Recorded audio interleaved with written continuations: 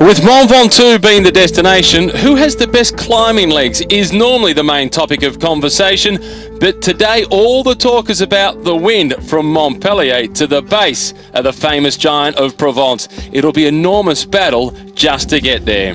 Hello and welcome to stage 12 of the Tour de France. This is Matthew Keenan with you, and that's not quite the destination because the wind has had its stay. The stage has been ever so slightly shortened. They only go part way up Ventoux. Bastille Day, stage 12, and it starts at Montpellier, and it's a flat run throughout the start of the stage, but it is windswept. They then head into Provence. There are two small climbs as stepping stones to get towards Mont Ventoux. They don't quite go all the way to the top. They're stopping 6 kilometres short. It's a 178 kilometre stage. The finish line is the Chalet Reynard.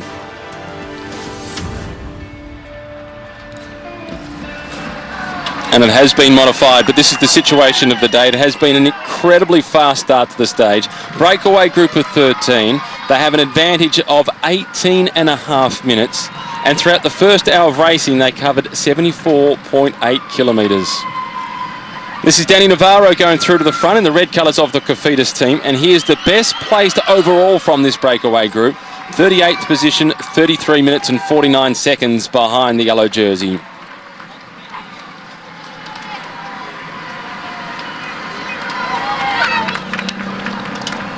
Two riders in the breakaway for Dimension Data. At the back of the group, it's Serge Pals. And the Eritrean national champion, Daniel Teklehaimanot, is also in this group. He has a chance to make history today, Daniel, as the first Eritrean to be a stage winner at the Tour de France. This is the chasing group of 5. Tom Jelte-Slagter from the Cannondale squad. Voss from Bora Argon 18. It's Goutier from AG Tour Le Mondial. Preidler in the of the Giant Alpecin team. Diego Rosa is the man who is there for Astana. Last time check on these riders had them pinned at around about 5 minutes. 5 minutes and 48 seconds according to the official. 5 minutes and according to the official Tour tracker, which is courtesy of Dimension Data, showing us exactly what they can do away from the bike, because they've shown us what they can do on the bike, and it has been impressive.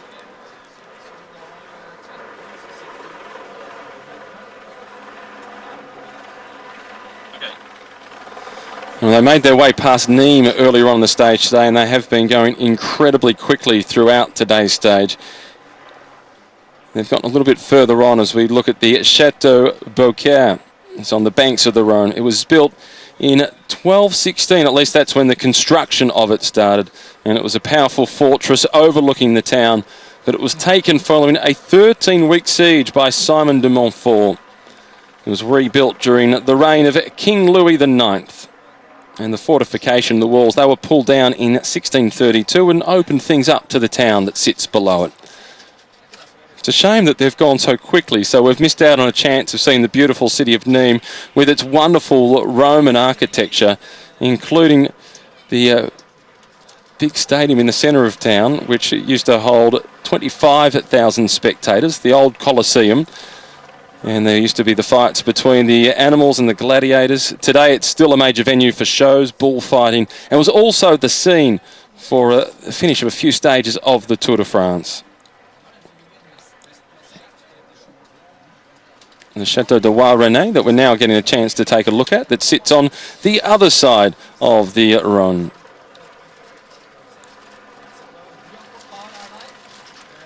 A wonderful looking building.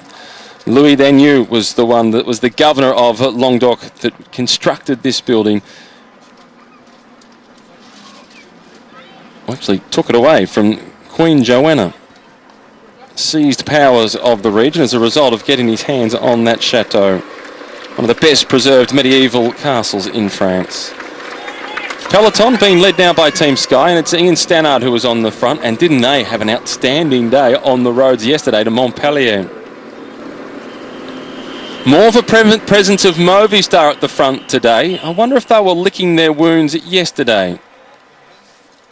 This is Bert-Jan Lindemann, number 54, at the back of the group. One of two riders in the move for Lotto NL Jumbo. The other one is Sepp van Mark, specialist for the Spring Classics.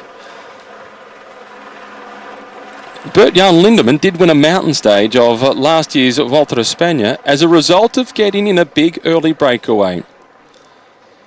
It's hard to pick the favourite from that leading group. No pure climbers at the front of the race. Perhaps the closest is Daniel Tekle-Harmanot. Thomas de Gendt in the red colours, another breakaway for him. Let's not forget that he's been a stage winner at the Giro d'Italia over the Stelvio, one of the biggest climbs in cycling in terms of altitude that it goes to, and one of the most feared, and has also finished third at the Tour of Italy. So Thomas de Gendt, when he gets his nose in front, he can be tough to beat.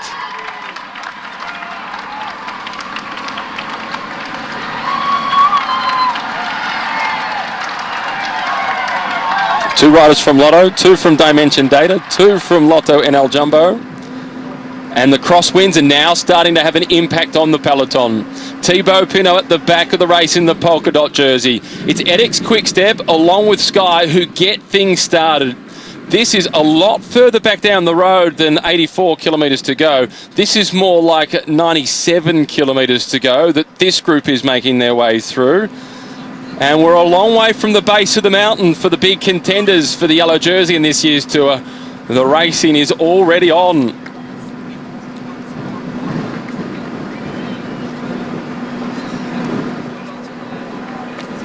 Reminiscent of what we saw yesterday's Fabian Cancellara leads Trek Segafredo around the right-hand side of the peloton, positioning Bauke Mollema at the front. And that is a small group. There's a split, and you can see the pink and blue colours of Lamprey. And I fear for the South Africans tuning in that Louis Meintjes once again has missed the split. The young South African sitting in second place in the race for the white jersey, just outside the top 10 overall. He conceded a small chunk of time on the stage yesterday. He also had Peter Sagan in his group.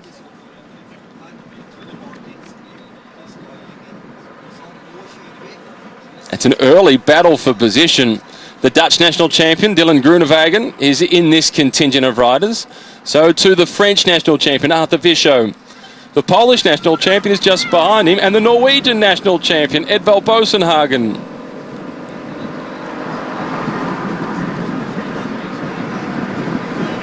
He had high hopes for this stage, Thibaut Pinot. They're dashed already, I fear. He's got the Kiwi, Greg Henderson, sitting behind him. The brilliance and the art of racing in the crosswind. Team Sky have nailed it in this year's Tour de France. Movistar really need to make sure they protect Nairo Quintana a lot better today than what they did yesterday. Quite a few red jerseys with the yellow helmet on from BMC. The leaders of the team's classification have been caught behind the split. The two men they need to protect, Richie Porte and TJ Van Garderen. And nerves were a little frayed at the BMC bus yesterday after the stage. Number 32, the wearer of the green jersey, Peter Sagan. He's smiling in his profile shot, just as he did on the podium yesterday, when he collected his second stage victory for this year at the Tour. The sixth in his career. Not super concerned about today's stage. He said beforehand that really today should be more like a rest day for him. Simon Gerrans coming through to the front for Orica Bike Exchange. It's then Chris Froome, Tony Martin in the blue colours. Marcus Burkhardt behind him from BMC. And there's Nairo Quintana. The roll call has been taken and he's right at the front of the classroom, ready to answer the teacher's questions. It was a good day yesterday for Dan Martin from edX Quick-Step. He defended his place at the front as they were racing through the crosswind, and he thanked Tony Martin for his support. We return to the breakaway group. In the black colours from the Fortunato Vital Concept team, the former Danish national champion Chris Anker Sorensen. Coquard goes through for Direct Energy. Serge Pauls in the white colours of Dimension Data. This is De Gendt, the next one through, followed by Greipel, Chavanel, Cyril Limois is the other rider here from Cofidis. Tekla Humanor at the back of the group. In the blue colours, Ilio Kaiser. Steph Clement is the rider who is there for the Swiss team, IM Cycling. I had lunch with Rolf Sorensen today about it finishing 6 kilometres earlier. I thought he's a man whose brain is a good one to pick. He's firmly the view that's actually to the favour of Nairo Quintana, because once you get that last 6 kilometres, it's an open road, often a headwind, that would nullify the attacks. Do you agree with him? He's absolutely correct. That was always the hardest thing about the last 6 kilometres of the Mont Ventoux. It's not all that steep, but it's incredibly windy. So it's hard to get anybody out of your wheel. Further down below the tree line, where it's a bit more protected, steeper slopes, it's down to the rider and how fast they can climb. The wind doesn't have as much of an influence on the race down there. So that is a good thing for Nairo Quintana. But he's got to have the legs to be able to attack Chris Froome, obviously. The theories are wonderful. Putting them into practice is a lot more difficult. 1 kilometre to the intermediate sprint. This has popped up so quickly. No riders in this group who are a real challenge, with the exception of Brian Coquard for the green jersey, who will want to be improving his position. He's currently in 6th place. He's 197 points behind Peter Sagan. But he could move himself up to 4th place in that competition by taking 20 points at this intermediate sprint. So he'll leapfrog the 2 riders just in front of him, which is Greg Van Avermaet and Michael Matthews. And he's got Andre Greipel in here, and I'm not sure Andre Greipel is going to worry too much about the points, as he's in 7th place. He's at 210 points behind Peter Sagan. Will he bother? Well, they're finishing on the Mont Ventoux at Chalet Renard. Andre Greipel will be thinking, I'm probably going to finish around 12th or 13th out of this 13-man group, and he might want to try and get something out of the stage. Looking not to get boxed in, and there he goes. Others want to get a bit out of the stage as well. Bert-Jan Lindemann is moving up the right side. It's Ilio Kaiser is leading out. Greipel now steps through. A little bit difficult to tell from that angle, but what we do know from the flags on the side of the road is that it's incredibly windy. I was quite surprised to see Andre Greipel get himself boxed in on that occasion. He got to the front a little bit too soon, and it was the track specialist Ilio Kaiser, winner of the final stage in the Giro d'Italia last year, who hit out, and we'll have to wait for the official result. There's a throw for the line by both of those riders. Coquard, he was too late. He gave up, ran 4th across the line. And it was Lindemann who was always also up amongst there, and also probably just thinking, I'll try and get something out of this stage, not rating himself as a climber. Story today from Rolf Sorensen, who was in the race, as to how the breakaway happened. It was an aggressive start to the stage, and a lot of the sprinters teams had the conversation, let's take it easy early and let everybody race up. And then Eros Poli, one of the enforcers, he got frustrated. He said, you want to race, you want to attack, this is how you do it. And he went off the front, looked over his shoulder and had a gap and thought, I might go on with it. Well, as you said, he lost a minute per kilometre. The climb's 21 kilometres long, had 3 left at the top, and soloed down to a Tour de France stage win in a most unlikely stage for a guy who weighed well over 90 kilos. A very big man, Eros Poli. You'd think he was a basketballer playing dress-up as a cyclist if you'd seen him. And he's married to a Tasmanian. Spent quite a lot of time in the gruppettos with Eros in my first couple of tours, along with Henk Vogels and Stuart O'Grady and Magnus Backstedt, all teammates at the GAN team at that time. This is Paul Voss. How unlucky was Voss today? Stuck in the middle, in the group, mechanical, stuck in the middle. Back now, though, with the yellow jersey group of Chris Froome. Been taken up this climb by Simon Gerrans. Good signs for Simon Gerrans, looking forward to the Olympic Games in Rio. Well, hopefully looking forward to something in the rest of this tour as well. And we expected Simon Gerrans maybe in Cherbourg on stage 2, possibly the sprint to Limoges where Marcel Kittel won that uphill run to the line, but a bit too in favour of the sprinters there. Possibly Le Lioran, but that was won by Greg Van Avermaet in a long break. But Simon Gerrans, he'll certainly be planning to try and match what Michael Matthews did the other day and get himself another stage win in the Tour de France. Stage 16, a breakaway from Simon Gerrans, a chance to win. This is Preidler now, the Austrian, about to be caught by the Gerrans-led group. He was another one of the men in that group of 5 that was stuck in the middle. So the good news from that is for Fabio Aru, his teammate Diego Rosa will be caught fairly soon as well. That's Borat Bozic going out the back. This is Marco Heller, struggling to claw his way to the top of this climb, and if he can survive to the top, then he'll be able to do the rest of the job required to protect Joaquin Rodriguez to the bottom of Mont Ventoux. Good climber, Preidler. He rode well at the Giro d'Italia with a couple of near misses. Now, Matt, people who are looking at the profile of this stage, they'll be looking at the climb of the Mont Ventoux, and in the book it says it's 15.7 kilometres as they now come over the top of that Category 3 climb led by Simon Gerrans. Looking at the book, the official race book says the Mont Ventoux is 15.7 kilometres at 8.8%. A moment ago you heard me say it's 21 kilometres long. The race book says that the climb starts in Saint-Estève. No, it starts from Bédoin. That's where the road starts to go up, and believe me, it climbs out of Bédoin, and everybody in the bunch will tell you it is 21 kilometres long. So the actual climb they will do today to the Chalet kilometres, the average 8.8%. Well, the top 6 kilometres aren't as steep anymore as the rest, so the average will be over 9% for the climb to Chalet Renard. I've been asked what sort of gear ratios the riders will be using today. Generally 39 front inside chainring, and on the back they'll probably have up to 25, but the best climbers, they won't be touching that. They'll be riding up in the 19, the 21, possibly someone who rides a really high cadence might get in the 23 for a while. The sprinters, they would have asked the mechanic to please put on a 27 or a 28 so they can ride up as easy as possible. Now see Andre Greipel getting back onto that front group, and expect him to go to the front and drive the pace.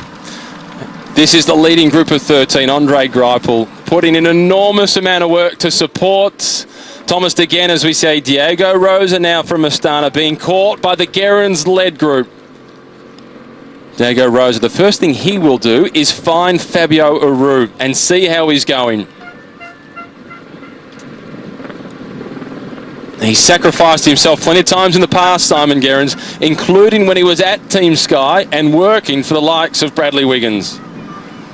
This is Matty Breschel in the green colours of Cannondale Drapac. Their hopes today rest on the shoulders of Pierre Rolland, but I don't like his chances. He's won some big stages in the past, Pierre Rolland, but never going head-to-head with the world's best climbers. It's normally been through getting into a breakaway.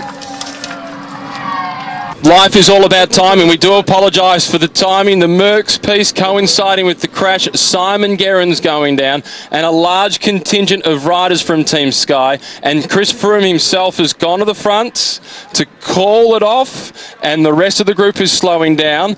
But that also provides the opportunity for the second group with Louis Meintjes, Warren Barguil, and a whole host of others who missed the split in the crosswind. This is Ian Stannard. And here is that chase group led by Giant Alpecin for Warren Barguil, so they look like they will get back on. Well, one man's misfortune is another man's gain. Unfortunately, Simon Gerrans the one to go down as he led into a tight left-hand bend. Sky Riders going over the top of him. Look, complete truce at the front. Chris Froome said to everybody, we have to stop, we have to wait. He actually took the chance to have another nature break, and he'll pedal his way back on, as it looks like also the chase group will do, and everything will come back together for the foot of the Ventoux. Let's just hope those riders are okay to continue. There's no broken bones. It shows how quickly things can change, and he's in yellow. He's won it twice before, but nothing is secured for Chris Froome. And that fall by Simon Gerrans, he's a brilliant bike handler. He did motocross as a kid, speedway racing, the whole lot. He's accustomed to going sideways. I can't help but think that the wind played a big part in that crash. Let's have a look.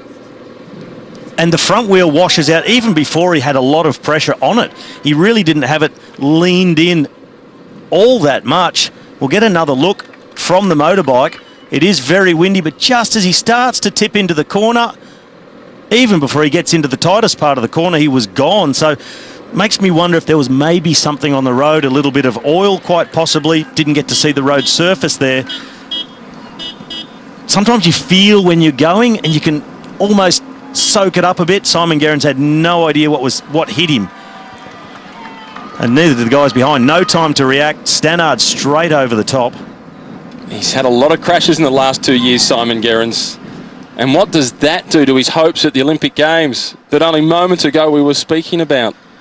Well, the hopes of Olympics and the hopes of doing something more for himself in this race, and let's hope he's okay. Went down very heavily on his shoulder, and he's had a number of broken collarbones before. This is Brian Coquard, and he has been, by the looks of things, dropped out of that front group. But Coquard wasn't one of the favourites to win on the Ventoux. To Chalet Renard out of that front group. Just behind it. He is one of the favourites, though, for using the most hair product. He's always got the wonderful coif. He and Marcel Kittel. We do like Brian Coquard, the way he races. He's entertaining, he sprints with great tenacity, and look how strong the wind is. And Andre Greipel ducking the head, getting as aerodynamic as he can for what shelter is on offer from Serge Pauls. This is an echelon. This is from the left-hand side of the road all the way into the gutter, and this is only a small group of 13. Watch the subtle change in body language when each rider hits the front. They sort of duck their head a little bit. Thomas de Gent right on cue. Thank you, Thomas. Trying to just force their way into the wind, get a little more aerodynamic and just a tighter hold on those handlebars and really try and be rock solid on the bike. Because like I said about a week or so ago when we were in Normandy, and it's even more true today than it was then, it's windy enough to blow off your beret. It's done that today to Simon Gerrans, unfortunately for him. Still a lot of calm within this group. I wonder how long that will last. Once they get to that section that we just saw the lead group go through, where it was really windy, it's a much harder to contain it there. And here comes the group returning. Fabian Cancellara, Arthur Vichot, and the rest of the riders from FDJ, along with the polka dot jersey of Thibaut Pinot, a long way back. But here come the pink and blue colours of Louis Meintjes from Lamprey. He's back in the hunt for white. It's worked out well for Louis. Nobody wants to see anybody else crash, but in a way they'll be thinking, this is our lucky day. Tailwind to the base of the climb, and then we'll see what happens in those trees. Somebody's going to have to jump because they're not all climbers in this group. Well, this, in fact, now for the leading group of riders that we're looking at, Phil, they are just coming into Bédoin, and for every cyclist, they always really regard this as the start of the climb proper. Once you move away from Bédoin, most people regard this as their gateway to the climb of Mont Ventoux. Yes, the very name strikes fear into the hearts of the non-climbers in the Tour de France. 16 kilometres, 10 miles of racing in old money. That is the leading group of contenders who are now in second position on the road as they too now start to line themselves up. But here in Bédoin, which is a very attractive Provençal market town, the wine growers of Bédoin cultivate approximately 800 hectares of vines, and this of course is known as the Côte de Ventoux. And as I mentioned earlier, Eric Carretou, a former two-time winner of the Vuelta a España, has his own vineyard just down towards the slopes of the climb here. It's very much an interesting area from the characteristics not only of the climate in this part of the world, but also the geological characteristics too, because the ground here is very dry, very sandy, and it drains very, very quickly. The nod's obviously going out now. I can see Tinkoff starting to look after Roman Kreuziger. He's the third place rider in that line of Tinkoff riders there. He's got a slightly different band around the middle. He's the champion. Look at the wind there. The flags there you can see is really coming to be a block headwind. But fortunately for the riders, once they get into the forest at the bottom, they reach the steep gradients of the climb, but then they will get some respite from the wind.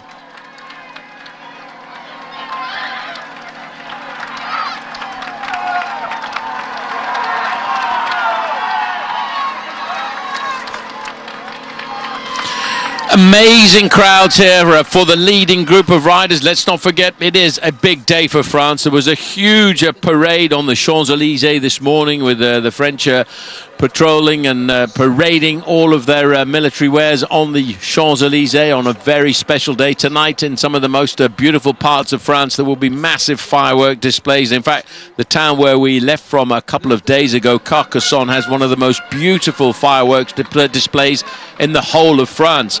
And unfortunately, we're moving away from that. Back with the leaders now, as they haven't yet quite got there. There's 20 kilometres, 12.5 miles to go to the finishing line. And this is the sort of damage that's happening at the back. Everyone now trying to position their leaders in a good position as they get themselves ready for the climb. Movistar, well, I'm sure this has got to be an important day for Nairo Quintana. He's moving into his terrain. Now, there's the first move. Now that is pretty daring, because that is the sprinter. Now what a story that would be if Andre Greipel could create the surprise here this afternoon. The sprinter, Andre Greipel, has gone out on the attack. He knows what's in store, but you know, Andre Greipel has won stages in breakaways like this before. Well, I think we should have predicted this. Andre Greipel can't climb, but he's going to make the riders chase him and soften them up for Thomas de Gent. Well, you know, it's quite funny, Phil, because very often we always talk about sprinters like Mark Cavendish, like Andre Greipel not being attacking riders. But if you cast your mind back to last year, Andre Greipel won in a solo breakaway like this in the Tour of Luxembourg, when everybody thought he was going to wait for the final sprint of the day. They need to respond to a move like this, because Andre Greipel, well, he is laying down the foundations, I think, for an attack later on from Thomas de Gent, but a brave move for a sprinter. A brave move, and let's remember his nickname. It's a gorilla, and gorillas live in mountainous terrain in Rwanda. Yeah, but there's a lot more forest in Rwanda than there is on the slopes of the Mont Ventoux, which has been deforested over the years. And one of the reasons it was deforested, by the way, was they took all of the trees down to make ships down in Toulon. So Greipel's gone. The peloton behind, the 11 men he's left behind are just giving him distance here. They're going to let the climb itself probably bring him back towards them. It's the Cofidis rider, Daniel Navarro, a possible winner on the front. Third man is the man who hopes to win the stage. Remember, he almost did on stage 4 into Lorient when he got second place to Greg van Avermaet, and that is Thomas de Gent. Well, I've got to tell you, Phil, I've got a big smile all over my face here, because I think that is a very interesting move by Andre Greipel. It's great to see a sprinter doing something like this, showing no fear at all of what is ahead. He knows in the back of his mind what sort of pain he is about to go through, but he still had the audacity to go out and make a move like this. What do you think of this move, Jens Voigt, by Andre?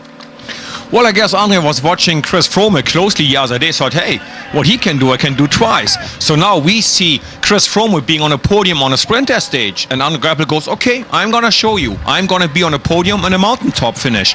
So I keep my fingers crossed for him. I think that's a great move. He goes, hey, you know what?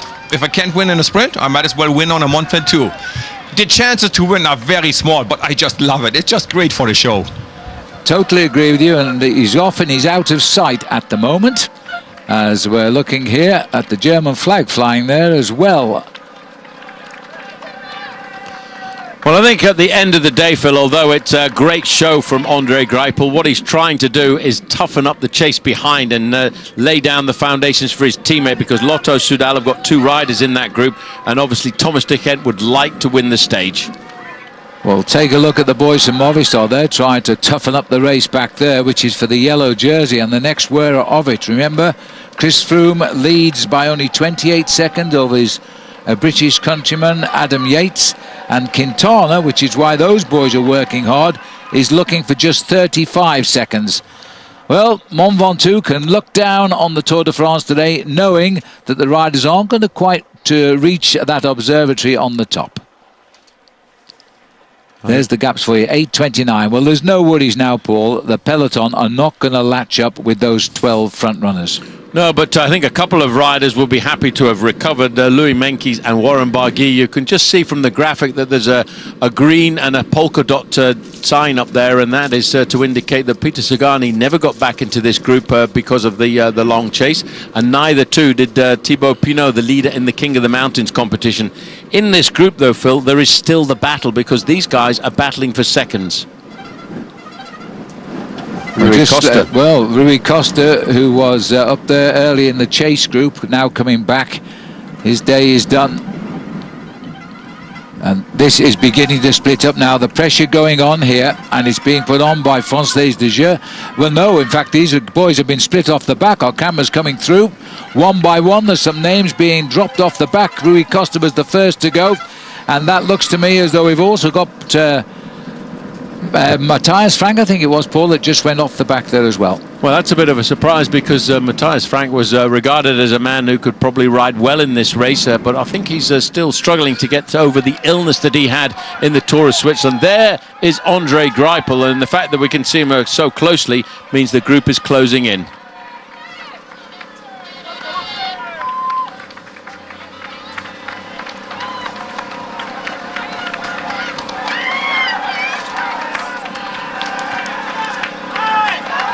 The French flag flying proudly on Bastille Day. Fireworks will be tonight around midnight all over France.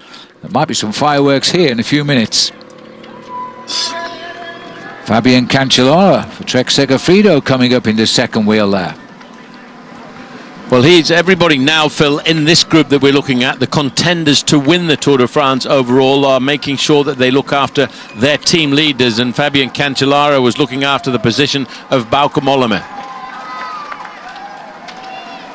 Yes, Bauke Mollema is in 5th place overall in this race, and we've hardly seen him, so he's playing very, very cleverly against the big names on this race. Well, as you can see now, as we look at the flags, and it's still an incredibly blustery wind. This is at the bottom of the climb before we really get into the forested part of the Mont Ventoux. Oh, the problem here. Well, I didn't get a chance to see, but that was one of the riders from Astana who had a mechanical problem. I think it was Sanchez, but he was in the shadow of the trees there.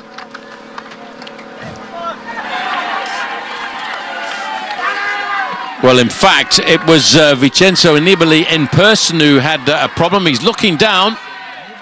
He's looking for the team car as well, but the big problem is... Oh, it looks as if he's got something wrapped up in his back wheel there, and Vincenzo Nibali will have a long way. Well, all of a sudden, back with the leaders here. Andre Greipel was on the attack. Now he's being caught and passed by the rest of the group, and maybe and hopefully for him, he's done enough to lay down the foundations for a victory for his teammate, Thomas Gekent.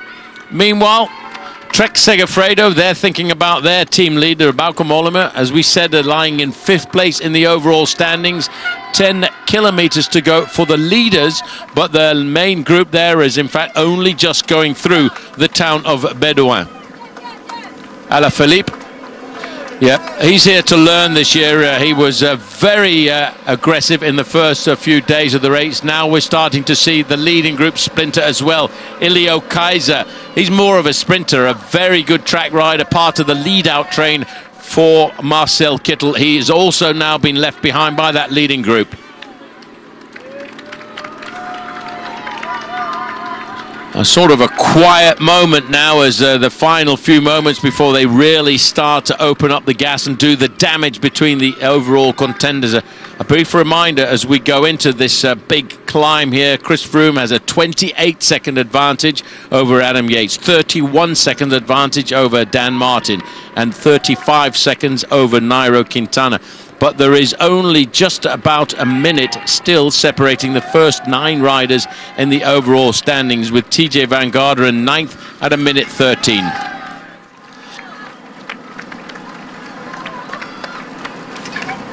And there will be bigger time gaps tonight, but the question is, which way are they going to go? Is Nairo Quintana, the Colombian climber from Tunja, finally going to light the blue touch paper on Bastille Day and set off the fireworks, because this is his terrain and this is the moment when he needs to really start to move a little closer to Chris Froome if he wants to dream about going better than his 2 second places. So the leading group now down to 11 riders, 10 kilometres to go. That's Chris Anker Sorensen just down towards the back there, nodding his head around, a rider who for many years was a stalwart for Team CSC. Come across to this team now with Fortuneo as the captain of the team, as we get a chance there to look up 9.8 kilometres to the summit of the Mont Ventoux. And now it's not exactly the real top of the climb because of these climatic conditions. We're finishing at the Chalet Renard, which itself is a base for a ski station part way up the climb at 6 kilometres to go to the top. Just looking, Danny Navarro seems to be the... No, it's not Danny Navarro. In fact, it's the red jersey. Well, in fact, Thomas de Kent now takes up the pacemaking. Chris Anker Sorensen has lost contact.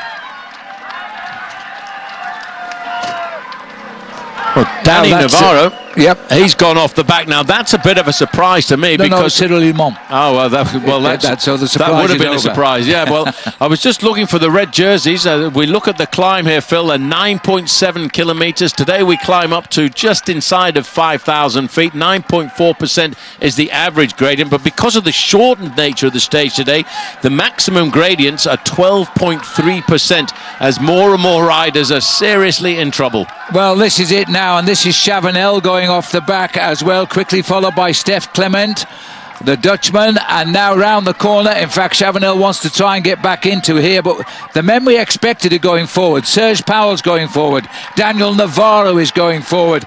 The men who we think might get into it, and Thomas de Gent is up there as well. Remember, if de Gent wins the stage, he takes the lead in the King of the Mountains, which for him is a big target.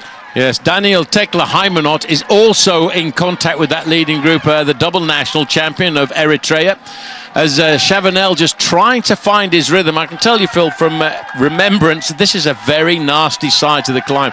These first kilometres are really painful. But I mean, I don't think I've ever seen such an incredible climb. Maybe the crowd has been concentrated because they've come down 6 kilometres. I guess they've walked down to join the race lower down. They've been parked up on top for a week. But Tekle-Heimanot is going off the back as well.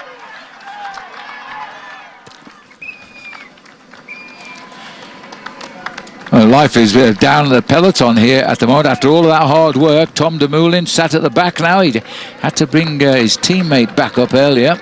What a bogey. Well, this is Marcus Burkhardt on the front. You see the Swiss flag around his sleeves there, a former champion of Switzerland. He's been setting the pace for his 2 leaders, Van Garderen and Richie Porte.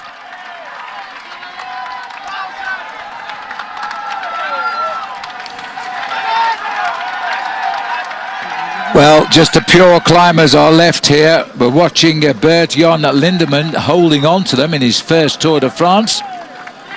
This is Fabien Cancellara slipping away. Yep, his job done as well. He really was trying to set the pace, a very, very hard pace that he was setting, as we see more and more riders slipping away. Van Avermaet has been dropped, the former leader of this race. Michael Shaw slipping away as well. This is Roland. Well, Pierre Roland, who is earning at least all the respect of his team for the way he's riding after his crash, is going early enough to try and get away. But there's no way he can get to the front now as we race into Saint Colomba, which is part of the Bedouin district. 7 minutes the gap to those front runners now. You just look at the style of these riders at the back. They're all struggling. They're all concentrating on the back wheel of the rider in front of them, hoping they can stay in contact for a kilometre or so longer. Now we're not at all surprised to see the control going back to Team Sky once again. They're not going to initially react to this move here, because Pierre Roland isn't going to win the stage and isn't going to take over the leadership of the Tour, because he's over 5 minutes behind Chris Froome overall. One by one, the mountain bites. Well, that was Lindemann going backwards there as we move forward. I tell you what, Thomas de Gent is doing a phenomenal ride. That's de Gent just around the corner there, and they did set this up with that attack by Andre Greipel, but responding, another Belgium in second position there, Serge Pauwels. Well, this is amazing for the Belgians in the mountains competition this year. It really is. This is the race, remember, for the yellow jersey. It is up to Nairo Quintana to stop following the back wheel of Chris Froome, and I'm not sure he can do that. Well, once we get to the steeper the slopes of the climb, we will see Pierre Rolland has made that move, but he's not really opened up the gap. One by one, riders from Movistar are slipping away. That's Gorka Izagirre. He's slipping off the back. Yes, and also Ruben Platz is going there. Orica Bike Exchange, he's a climber, but he's gone. It's been a steady pace all of the day, this one. This is Frank Schleck, number 65. It looks as though the rope's running out there as well. Well, Schleck, I mean, when you think about how hard this stage has been, Phil, it's been rapid since the very get-go. As we go back to Vasil Kirienka, world time trial champion, he will set the pace, and this is modus operandi for Team Sky. They just set the pace, a hard pace, and try and put everybody else into difficulty. Serge Pauwels, well, remember, Dimension Data are living a dream in their first Tour de France because they won 4 stages in the opening week of the race. And Pierre Rolland has come back at the relentless pacemaking of the world time trial champion, Vasily Kirienka. We might see why he is tomorrow, of course. We have the time trial tomorrow. Showing only 4.5 miles now. Well, all of a sudden, Thomas Sakent, who looked like he had his legs on fire here this afternoon, has been put in difficulty by the acceleration of another Belgian. Serge Pauwels has made the move, but he's still very much in contact with him. The rider who managed to make the move across there was Dani Navarro, the Spanish rider on Team Cofidis. 4.4 miles to go, and I don't know whether the kilometre kite has been erected, so it could be still way up the mountain. So they may not have any indication when the finish is coming. But these boys are experienced. They'll have raced up this road before. Serge Pauwels is now zigzagging around, and Navarro knows it's his best chance. Now, he's not French, but he rides on a French team. They'd count that on Bastille Day. Well, the funny thing is, Phil, casting our mind back to the last French winner on Bastille Day, 2005, was David Moncoutier, and he rode for Team Cofidis. He did, and he's on the race here. He's with some of the publicity people on Vittel. But Pauwels is a very good climber. I can only imagine the management of Dimension Dart are getting a little excited at the moment. The funny thing about the rider on the front, Serge Pauwels, who was stamping out a pretty impressive rhythm there, Phil. It's bye-bye to Vasil Kirienka. Serge Pauwels has only ever won 1 race in his career, as far as I can go back. And that, in fact, was a stage of the Giro d'Italia back in 2009. Well, 6 minutes 56. The break should survive because we're not sure what we think. They've only got 6.8 kilometres to go. This is Mikel Landa now. He's had an up and down Tour de France as well, but when the crunch time comes, he seems to be riding himself back in to be one of the serious lieutenants for Chris Froome. That's Luis Leon Sanchez just gone as well there for Astana. He's had a couple of days of falls as well. Zubeldia, not quite the oldest man in the race, that's Tessato. He's gone off the back, and this is a superb demonstration by Serge Pauwels. If Dimension Data turn this one around with victory on Mont Ventoux, well, they won't believe it. Well, that'll keep the average going pretty well for them, Phil, because that'll make 6 victories out of 12 stages so far. Can they actually really dream that they're going to win another stage here on the Mont Ventoux? But the damage again being done at the back.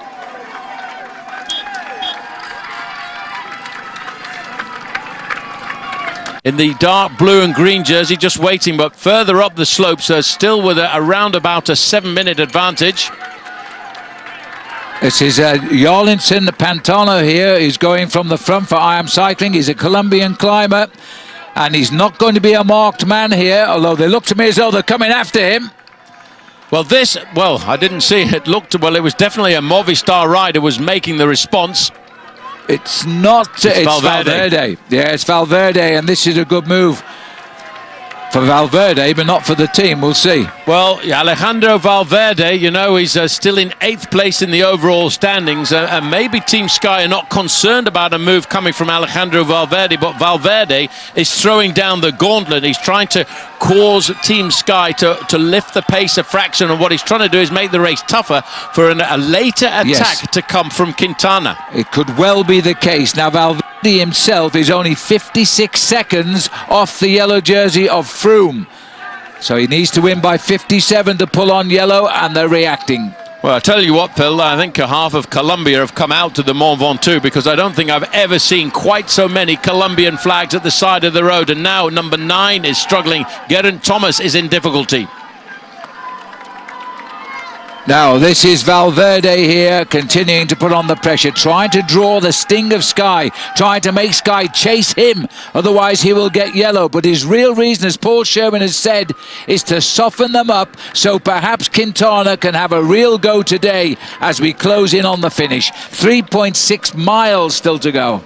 Well, further up the slope, these two riders going at mano a mano, man against man on these slopes now. They're looking at around about 6 kilometres to go.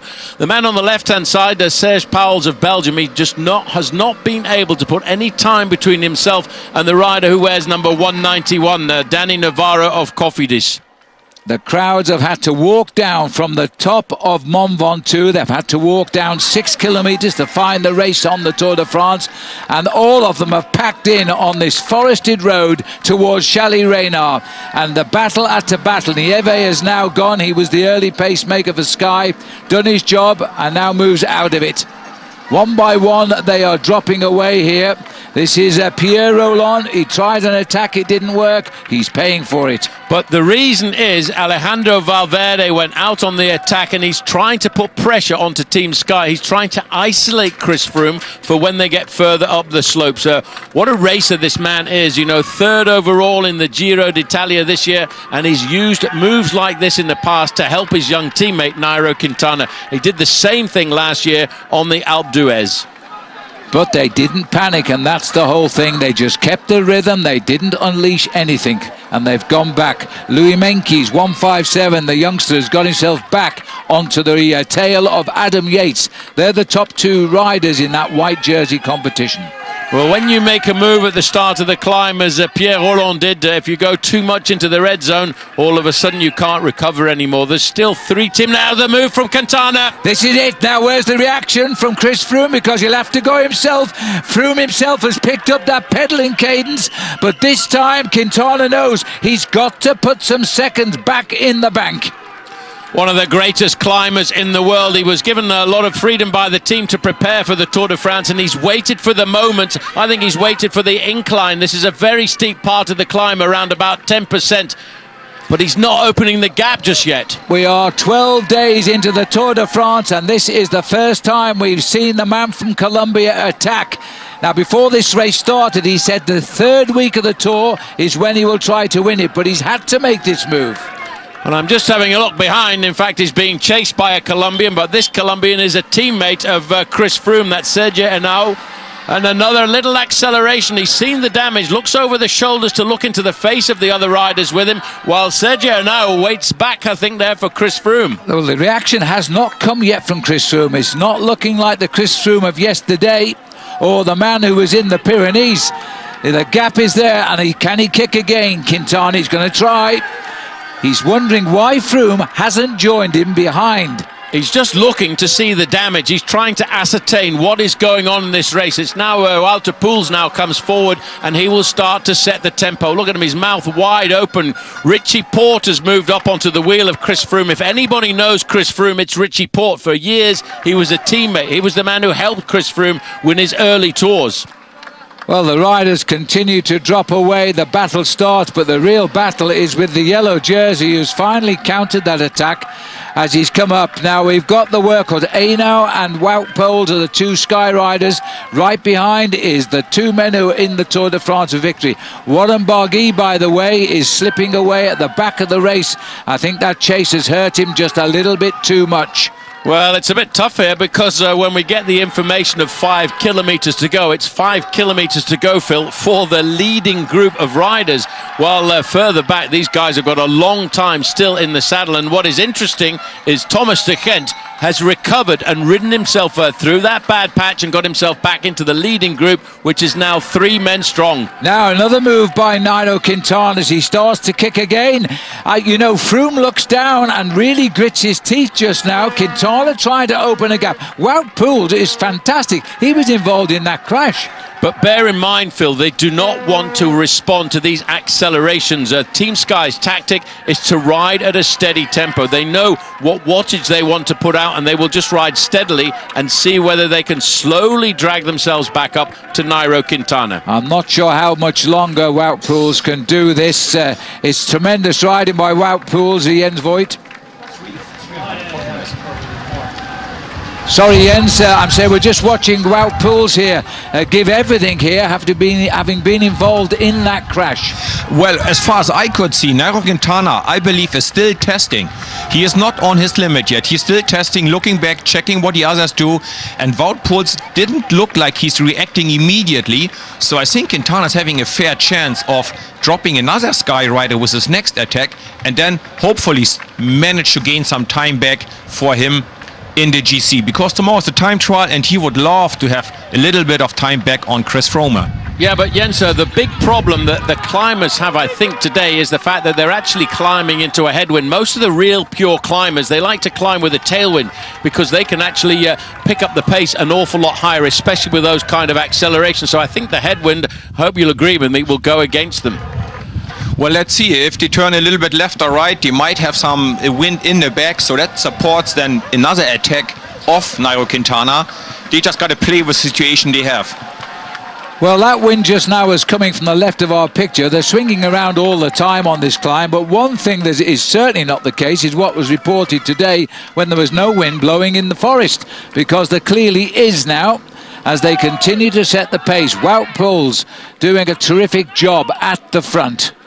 But Dan Martin, who was sitting at this day in third place in the overall situation, is now in a sincere difficulty. In 184, he started the day looking for 31 seconds. The rider just behind him is one of the teammates of Nairo Quintana, Daniel Moreno. Now, he's not going to assist him at all, but Dan Martin really, for the first time in this tour, under pressure. That's a very sad sight, actually. We didn't expect to see that. The cameras are now picked up Dan Martin. Remember, he's probably losing his third place overall at this moment in the tour. Back up to the 3 leaders: Serge Pauwels, Thomas Gent, Daniel Navarro. Don't know. Well, again, the acceleration comes again from Thomas Gent. Well, that's the wrong flag. Contador are no longer in the race, but the man who's hoping to replace him, Kreuziger, has also lost contact with the men that matter. Well, this is a superb piece of riding by Wout Poels. He's completely discouraged all of the attacks from this group. 3 kilometres to go for the leaders. I was just thinking, Phil, about one of the great victories of Thomas Gent, the rider in the first position there in that red. Oh, there's a move here. Again. I'm not too sure where that could be. Zakarin coming back to the group. I don't know where he's been. But hang on, Valverde's going on the left. Well, Valverde once again sees it. And look at that, Sergio Henao, the rider, coming straight across to his wheel. He knows that he wants to start to mark all of these little moves. But Wout Poels, again, he doesn't jump away to get across the gap. He just slowly accelerates and brings it up to top speed. These boys are about 4.5 kilometres still to climb. Well, Phil, just looking at the group that we're looking at here with Wout Poels, the only man missing from the top 10 overall is Dan Martin, who is actually starting to recover a bit because he's only just off the back of the neutral service vehicle. So he's losing himself currently only about 30 seconds. All the other men in the top 10 are in the group. Yates, yeah, but Quintana, 30 seconds would push him outside the top 7 or 8 riders now. It's a very close race this year. Yeah, but bear in mind, tomorrow's a time trial. It could all turn around. This group here, though, these are the men I think we're really talking about as De Gent goes once again. He's trying everything. He wants to make sure he wins this race on his own, but every time he attacks, Serge Pauwels, the climber from Belgium, who, as I say, Phil, when I look back, I can only see one victory to his name throughout his career, and that was a stage in the Giro d'Italia. The big stage that De Gent won was the magic climb of the Stelvio, which climbed him up into third place overall in the Giro.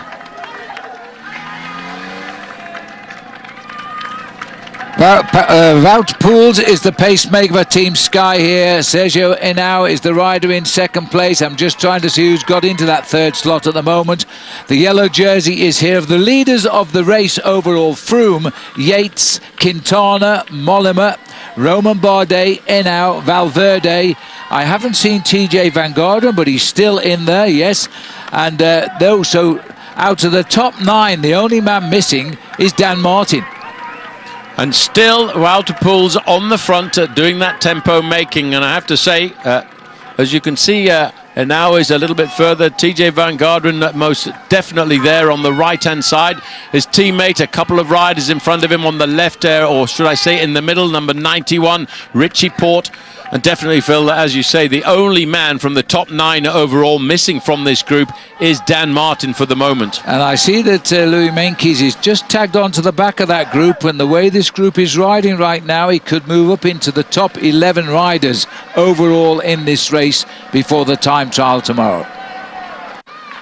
This is the capture here of Cyril Lemoine. He was in that original group at one time, leading the race by 18 3/4 minutes. Andre Greipel. And Andre Greipel, same applies to him. Well, it's a great chance and a great opportunity for Andre Greipel That's the best to time see. he's ever seen a climber in action. It certainly is, and that's no disrespect to the great German sprinter. Adam Yates tagged onto the back and needs to move up here with Romain Bardet.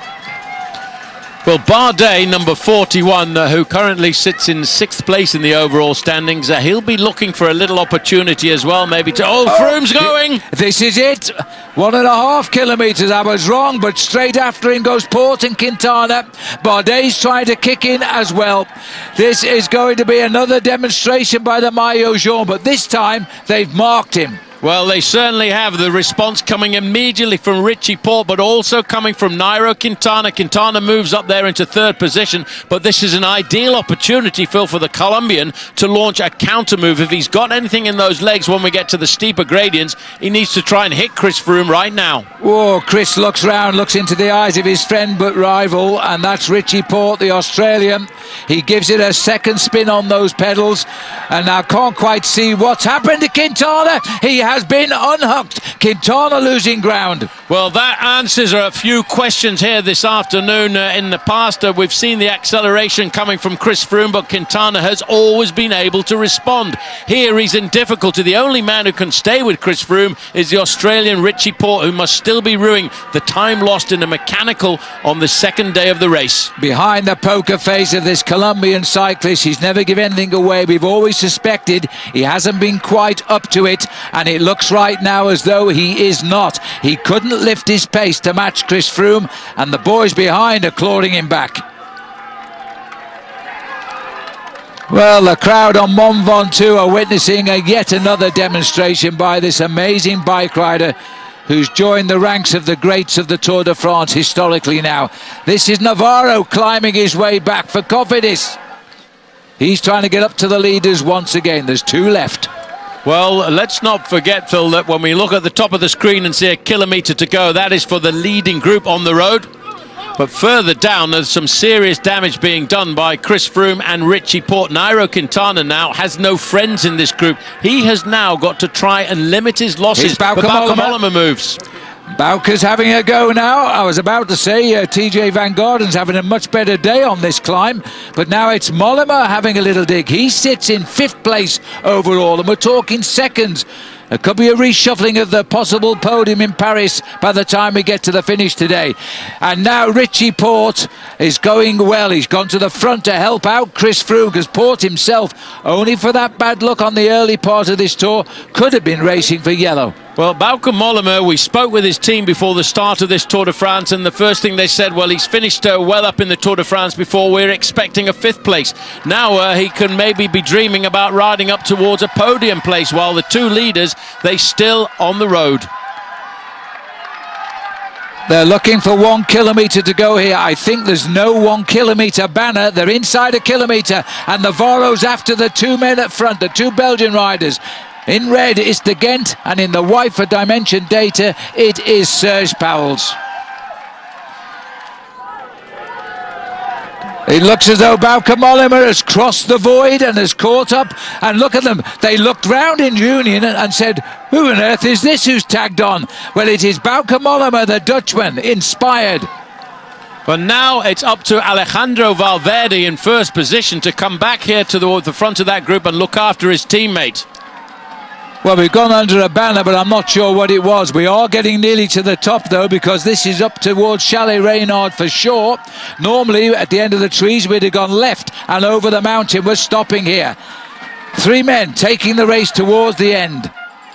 Well, I'm trying to figure out, because of the fact that we've changed the race route, Phil, if we're not looking here at the banner across the road to indicate the King of the Mountains point, so there's still a few hundred metres to go before we get to the finishing line. Well, I've absolutely no idea, but if that's the finishing point for the King of the Mountains, then Thomas de Gendt here wins the 50 points and will be the King of the Mountains leader tonight. So he's done everything possible and he's done it. And he started the sprint as well, and Serge Powell's is after him. And this, as he comes up towards the line here, I think this is the finish of the race up at Chalet Reynard, as de Gendt is going for the 50 points as well. Serge Powell is after him, can't control him. There's 50 points and a polka dot jersey, and at last a stage win as well for Thomas de Gendt in the Tour de France. Serge Powell takes second place. Navarro comes up for third. Now let's go back to the action. There are still remnants of that original breakaway here, because this looks like Steph Clement who's coming up, followed by Sylvain Chavanel, who will be the first Frenchman. Well, that was one for the books there. That's a big double joint for the man who crosses the line in first place. I have to say that Thomas de Gendt was very crafty there in getting himself the points and the stage victory, and I think takes a little bit of relief off the shoulders now of Team Lotto Soudal. What a great crowd. This really is cheering them home now. Steph Clement gets fourth place. Says Chavanel will get the 5th place, and first Frenchman on Bastille Day. We're looking in the face of a rather confused Colombian rider right now. He tried to attack, it wasn't there. He's now having to chase the men who are damaging his overall finish in Paris. Well, if they're not in sight. If there was ever any doubt that Alejandro Valverde was going to ride, look at this. Bauke Mollema now all of a sudden says, hey guys, I've got good legs here this afternoon. I can climb up even higher in the overall standings. I'm looking for 20 seconds or so to overtake Nairo Quintana in the standings. That's right. If he gets 20 seconds, he'll be up to 3rd place overall in the Tour de France, with Chris Froome behind him there, the only man not losing time to him. Well, the two leaders as well, Phil, in the Best Young Rider competition are in this group. Louis Meintjes second in that competition. A little bit further forward in the white jersey was still Adam Yates. Bauke Mollema has been put back in his place. Chris Froome has accelerated again. This man knows how to suffer. So too, Phil, does Richie Porte, just sitting there in second position. These guys, well, they're still keeping themselves up in the top 10 in the overall standings. Van Garderen is there. Alejandro Valverde just slipping back a fraction there, number 12. He's done everything he can to pace his man back up. Richie Porte could be in the top 6 riders in the Tour de France tonight, despite that massive loss of time in the opening days of the Tour because of problems with that crash on day 1. We're looking now as they continue to go up short, as Adam Yates is still there in the white jersey. He'll keep that. He has a private battle with Louis Meintjes.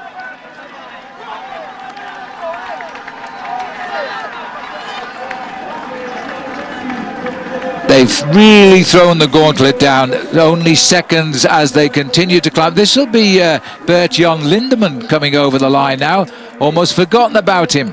He's the man that actually there's a problem here, Phil. What's happened? Well, there's an accident here. As far as I can see, that was the yellow jersey group, and they've gone down. That was because a motorbike got involved somewhere there. I saw the yellow jersey group and Bauke Mollema. Well, you're seeing pictures as well around the world, but we can tell you there's a problem here. Somebody has gone down with them, and here's the situation. And they're all slowing down here. We haven't got the full story yet. You're seeing live pictures here at the moment. There's no remarks coming through on Radio Tour. But there is Richie Porte struggling with his bike. This is unbelievable. Now we'll have to see what the judges do about this, because we don't know what has caused that delay, but normally they're not in the last kill. Now they're shouting it from the race radio. Look at this. Phil. Well, you can run all you like, but the rules state you've got to have your bike with you. He hasn't got his bike. Well, this I have never, ever seen before. Neither have I, but you've got to carry your bike. You can't just go for a hike up the country lanes of the Mont Ventoux. Well, this is bizarre. This Tour de France, look at... Well, I think you could lip read what Richie Porte was saying there as he came past Chris Froome. They're pointing to his bike. He needs a bike. Because I've no idea how the referees will decide this. Well, they're going to give him a bike, aren't they? Neutral service is there. They're coming up alongside him, but they talk about drama. Well, this has turned the whole situation upside down now. Where will the time be taken? Will they do whatever they do to Chris Froome because he's gone up without a bike? Meanwhile, up towards the finish here, riders are now beginning to come through at the summit. And that's Aru coming through there. There's This is Bauke Mollema. He's coming up towards the finishing line. Froome is on a neutral service bike now, and well, let's hope it doesn't fit him either. Well, you've also got to wonder, Phil, whether or not he has the right pedals on as well. Yeah, it didn't look like he did, I must confess. Bauke Mollema has come in, and in theory, he is going right up the overall classification tonight. The bike isn't even working here. He's now being... These guys must wonder what on earth has happened to Chris Froome as they continue to sprint for the line. Adam Yates here. Another good result for the man who could be the next yellow jersey in the Tour de France. Quintana's coming home, led by Alejandro Valverde. It's going to take a bit of sorting out. TJ Van Garderen is coming home. You know, it could be that Adam Yates is the next leader of the Tour because the yellow jersey has been given a bike that's absolutely useless. Well, Phil, that is really bad. I really don't know. In fact, you're going to have to look right down deep into the rules and regulations as to what can happen there, and we don't really know because it was a. I don't believe there's a rule for the situation. Well, there was a garbled image there as we saw a Froome involved with a motorbike somehow, but look, Paul comes in. He said, "What on earth? What's going on?" And here comes Chris Froome now. He was cruising to another high finish, another good situation, another yellow jersey. Now we have to wait to decide what they decide on this occasion. I know the rules are quite clear. You can't move anywhere without your bike in a bike race. And he run, I don't know how many 100 metres up there. As the riders come in, Dan Martin it is who's just come in there. And in the back is the arrival of the Maillot Jaune. Many of these people here won't even know why he's so far behind. Well, we're going to have to wait till a little bit later on to find out. Just look at him shaking his head there. Well, it's not over, Froome. I have to tell him one thing, Phil. Let's not forget there's an individual time trial tomorrow. It's but not psychologically, that's a blow. There'll be meetings. Then that's all I can say. I really don't know what they're going to decide now. They'll look at all the footage. Geraint Thomas coming in, hardly behind his team captain at the end of the day. It's Pierre Rolland coming in there as well in the green jersey. But what a story the Mont Ventoux is going to tell us at the end of the day when we get the final overall results. What would have happened, Paul, if we'd have gone to the top of Mont Ventoux? Well, there, Thomas de Gendt no doubt has won the stage. Serge Powell second, Navarro third. All the riders in the breakaway go right down the list of finishers. The best of the rest, really, at the moment, will be Bauke Mollema, who's crossed the line officially in 10th place. And there's no doubt that Richie Porte collided with a motorbike, which was a television camera motorbike, a live camera.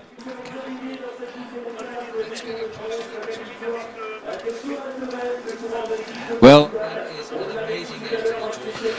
however, with all of that excitement there, the man who won the stage, and there was no problems at all for Thomas de Gendt. De Gendt, who had a very good start to the year with a victory in the stage of the Tour of Catalonia and also the overall win. But that moment there for Richie Porte, there was nothing he could do, and I just wonder if the crowd had come in, the motorbike had to stop.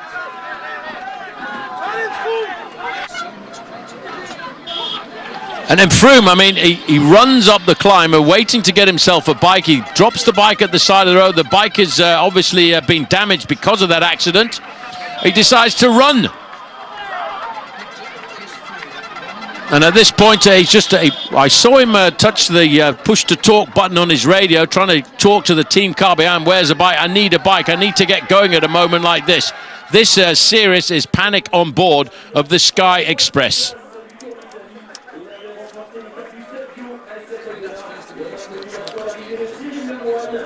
Well, can he turn it all around psychologically? Can he come back from that? And we'll have to wait for the race referees to go back and have a look at that. But it didn't change the results. A great ride by the Audacious on a day like this, because Thomas de Kent was part of that early breakaway. It's his second victory of the year, but he can add this victory at the top of the Mont Ventoux to a victory at the summit of the Stelvio in the Giro d'Italia. Confusion is the word of the day, but let's not take anything away from Thomas de Gent. What a brilliant win it was from him. The fall that involved Porte and Froome and Mollema had nothing to do with the result of Thomas de Gent. He delivered the biggest win of his career, and he's got some big ones. That's the 10th win in his career, and 8 of them have come at World Tour races, the highest level in the sport. He's won 2 stages at the Volta a Catalunya, 2 stages at Paris-Nice, a stage at the Giro d'Italia, a stage at the Tour de Suisse, and now he's won a stage at the Tour de France. Here's a look at the general classification provisional. Yates leads, he's in the yellow jersey. Mollema up in a second position at 9 seconds. Nairo Quintana on a bad day has moved to 3rd. Roman Bardet in a 4th, then Valverde. Froome in 6th place, then TJ Van Garderen. Fabio Aru, Dan Martin, then Joaquin Rodriguez. And I await confirmation on the position of Richie Porte. Here's the stage winner, Thomas de Gent. Congratulations, that was amazing. This morning you told me I'm not going to attack, or I'm not sure of it, yet you win the battle of the Belgians here at the Ventoux. I had the feeling that I have to go in the break today. We knew it was a day, either 3 guys who go in the break and they take them back 20 kilometers to go, or it's a big break. And my feeling said I had to go. And my feeling was right today. Of course, you've won in the Giro on the Stelvio. Where do you rank this victory? That was 4 years ago, the Stelvio.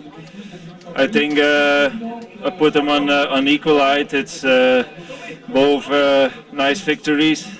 This is, of course, a tour, but the Stelvio was more emotional for me, and I think I put them on the same level. An Italian tradition to close then. Who do you dedicate this victory to? Steve Brooks. It's we think about him every day, and we hope that the situation gets better in the next days, weeks, months, and we fight for Stig. Many congratulations. Thank you very much. When he speaks of Stig Brooks, it does bring a lump in the throat and almost a tear to the eye. Stig Brooks was involved in a nasty accident about 6 weeks ago, maybe a little bit more than that, and he's been in a coma and not responding at this stage, and things, according to the medical practitioners, don't look great, but we do cross our fingers. And today, the win by Thomas de Gent was for Stig. Adam Yates, the white jersey changes to yellow. At the very least, he'll be on the podium for the presentation to collect the yellow jersey. He missed out on doing it for the white jersey. And then we'll get an interview with Adam Yates. And what can he possibly say, collecting the yellow jersey in such circumstances?